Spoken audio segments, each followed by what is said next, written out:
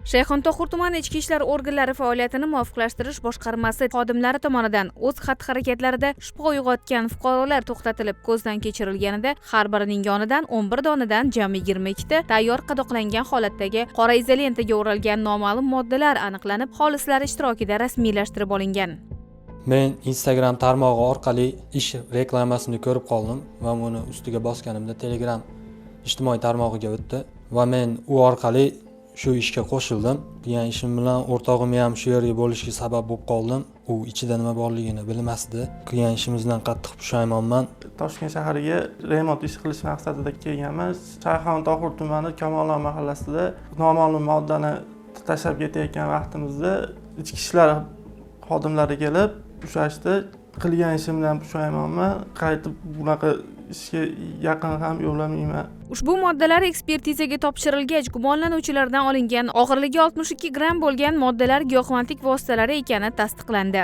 Mazkur holat yuzasidan Shayxontohur tumani ichki ishlar organlari faoliyatini muvofiqlashtirish boshqarmasi tergov bo'limi tomonidan ayblanuvchilarga nisbatan Jinoyat kodeksining 273-moddasi 5-qismi bilan jinoyat ishi qo'zg'atilgan. Har ikkala ayblanuvchilarga nisbatan qamoqqa olish tarzidagi ehtiyot chorasi qo'llanilgan. Hozirda tergov harakatlari olib borilmoqda.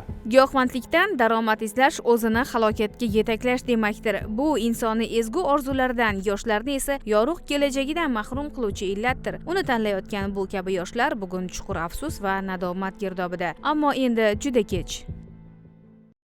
Yangihayot tumani ichki ishlar organlari faoliyatini muvofiqlashtirish boshqarmasi xodimlari tomonidan o'tkazilgan tezkor tadbir davomida o'zini shubhali tutgan Spark rusumli avtotransport vositasi to'xtatilib, xolislar ishtirokida tekshirilganida haydovchining yonida 3 dona o'ramdagi giyohvandlik moddalari borligi aniqlangan.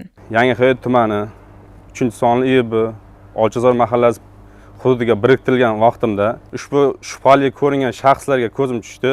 Xolislar ishtirokida ushbu mashinani ko'zdan kechirgan vaqtimda qora izolentaga o'ralgan o'tkir hidli noqonuniy modda aniqlandi.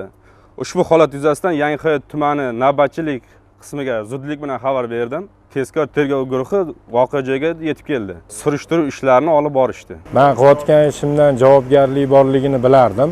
Pushaymonman, boshqa qaytarilmaydi. Shuningdek, avtomashinaning ichidan jami 45 dona qora rangli izolentaga o'ralgan kukunsimon moddalar borligi aniqlangan. Xodimlar tomonidan tezkor qidiruv tadbirlari davom ettirilib, ushlangan shaxs Yangihayot tumani Yangidarxon va Olchazor mahalla fuqarolar yig'inlari hududlariga jami 38 dona qora izolentaga o'ralgan zakladkalarni moddiy manfaat evaziga o'tkazish maqsadida yashirib chiqqanligi aniqlandi.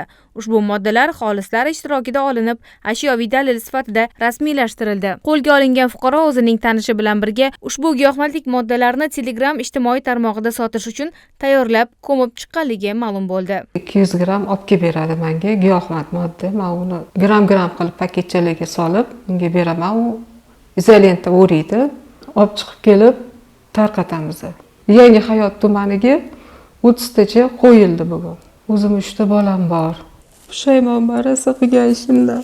Ushbu fuqaroning yashash xonadoni ko'zdan kechirilganda 24 dona shaffof zip paketchalarda o'tkir hidli kukunsimon moddalar, 2 dona soz holatdagi elektron tarozi, yashil va qora rangli izolentalar va bir nechta zip paketlar aniqlanib, tegishli tartibda rasmiylashtirib olindi. Tezkor qidiruv xodimlarining sa'y-harakatlari natijasida umumiy bahosi 146,287,800 so'mga teng bo'lgan 112 dona zakladka ko'rinishidagi giyohvandlik moddalarining tarqalishi oldi olindi. Mazkur holat yuzasidan gumonlanuvchilarga nisbatan Yangihayot tumani ichki ishlar organlari faoliyatini muvofiqlashtirish boshqarmasi tergov bo'limi tomonidan O'zbekiston Respublikasi Jinoyat kodeksining 273-moddasi 5-qismi bilan jinoiy ish qo'zg'atilib, qamoqqa olish tarzidagi ehtiyot chorasi qo'llanilgan. Xabaringiz bor, yurtimiz bo'ylab jinoyat va huquqbuzarliklarni oldini olishga qaratilgan dolzarb 20 kunlik keng qamrovli tezkor profilaktik tadbiri o'tkazilmoqda. Xususan, mazkur profilaktik tadbirlar boshlangandan shu kunga qadar Toshkent shahar ichki ishlar bosh boshqarmasi xodimlari tomonidan 270 ta jinoyat issiq izidan fosh etildi. Xodimlarning tashabbusi bilan 272 ta jinoyatlar ochildi. 117 ta giyohvandlik vositalari bilan bog'liq jinoyatlar aniqlandi. Natijada 4 kilogramm 578 gram giyohvandlik moddalar, mingta kuchli ta'sir qiluvchi dori vositalarining tarqalishi oldi olindi. Mazkur o'tkazilayotgan tadbirlar davomida Shayxontohur tumani ichki ishlar organlari faoliyatini muvofiqlashtirish boshqarmasi xodimlari tomonidan tezkor tadbir o'tkaziladi. O'z uyida giyohvandlik vositalarini saqlab kelayotgan shaxs aniqlanadi. Mazkur jarayonda gumonlanuvchi jinoyat qidiruv bo'limi tezkor vakiliga aniqlangan holat yuzasidan chora ko'rmaslikni aytib katta miqdorda pora taklif qiladi.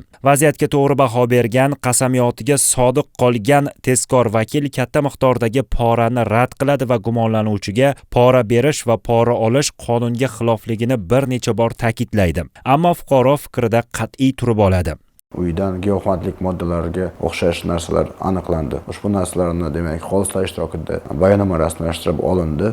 Olingan narsalar ekspertizaga taqdim qilindi. Ushbu jinoyatlarni tergovga bermaslik hamda ushbu materialni yo'q qilish evaziga fuqaro bir necha bor marta 10 ming AQSh dollarini pora tariqasida taklif qilgan. Javobgarlik borligini tushuntirsamda, u takroran ushbu 10 ming AQSh dollarini porani evaziga taklif qilib bordi. Shundan so'ng tezkor vakil holat bo'yicha Toshkent shahar Ichki ishlar bosh boshqarmasi rahbariyatiga bildirgi orqali murojaat qiladi. Xodimning bildirgisi asosida Ichki ishlar vazirligi va prokuratura xodimlari bilan o'tkazilgan tezkor tadbirda gumonlanuvchi giyohvandlik vositalari bilan bog'liq jinoyat ishi yuzasidan qonuniy chora ko'rmaslik evaziga tezkor xodimga 10 ming AQSh dollar miqdoridagi pullarni pora sifatida bergan vaqtida daliliy ashyolar bilan qo'lga olindi. Uyimni tekshirishganda ozgina narkotik modda chiqdi. Azmi ko'pmi shu ahmoqlikni qildim. Chiqazib yuborishdi. Baribir ertaga chaqirib yana tiqib qo'ymasin, qo'rqqanimdan olib kelib pul taklif qilishga to'g'ri keldi. Katta summa berdim, 10 ming dollar. Boshida tushuntirdi, endi nima qilayin. Mazkur holat yuzasidan O'zbekiston Respublikasi Jinoyat kodeksining 211-moddasi bilan jinoyat ishi qo'zg'atilgan. Tergov davom etmoqda. Ta'kidlash o'rinliki, joriy yil 2025-yilning shu kunga qadar respublika bo'ylab ichki ishlar organlari xodimlariga 117 nafar fuqaro pora bergan vaqtida qo'lga olingan va ularga nisbatan O'zbekiston Respublikasi Jinoyat kodeksining 211-modda bilan jinoyat ishlari qo'zg'atilgan. Hurmatli fuqarolar, unutmang, pora berish ham, pora olish ham jinoiy javobgarlikka sabab bo'ladi.